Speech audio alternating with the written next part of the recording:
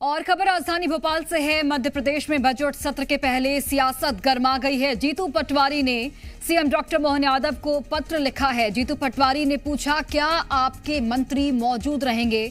Budget सत्र में ऐसे मंत्री उपस्थित रहेंगे क्या? कि जीतू पटवारी की ओर से ये सवाल भी पूछा गया। मंत्री विजय शाह पर सेना के अपमान के गंभीर आरोप हैं। छिंदवाड़ा में जहरीली कफ सिरप से मासूम बच्चों की मौत हुई। स्वास्थ्य मंत्री राजेंद्र शुक्ला भी बजट सत्र में शामिल होंगे।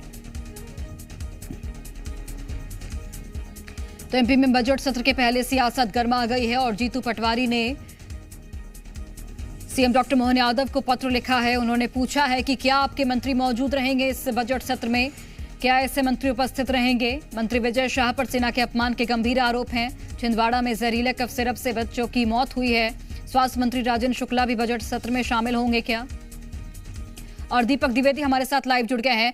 दीपक, बजट सत्र से पहले सियासत गर्मा चुकी है और जीतू पटवारी की ओर से जो सीएम डॉक्टर मोहन यादव को पत्र लिखा गया है, कई मंत्रियों के नाम है उसमें। विजय शाह ले लीजिए या फिर राजेंद्र शुक्ल ले लीजिए, और सवाल पूछा गया है कि क्या बजट सत्र में ऐसे मंत्री शामिल होंगे?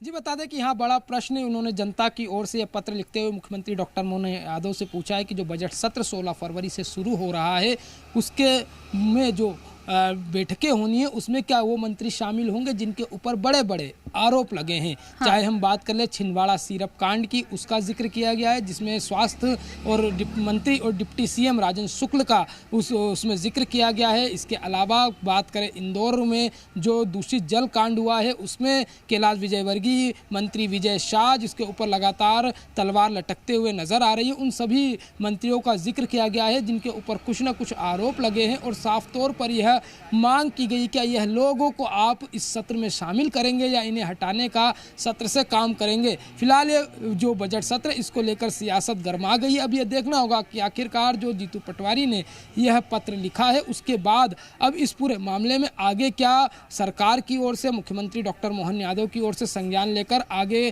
क्या कदम उठाए जाते हैं। फिलहाल जो बजट सत्र होना है उसमें कहीं ना कहीं जनता को लेकर जो बजट पेश किया जाएगा तो जनता के लिए जरूर फायदेमंद रहेगा। चलिए, बहुत धन्यवाद आपका दीपक, जानकारी हम तक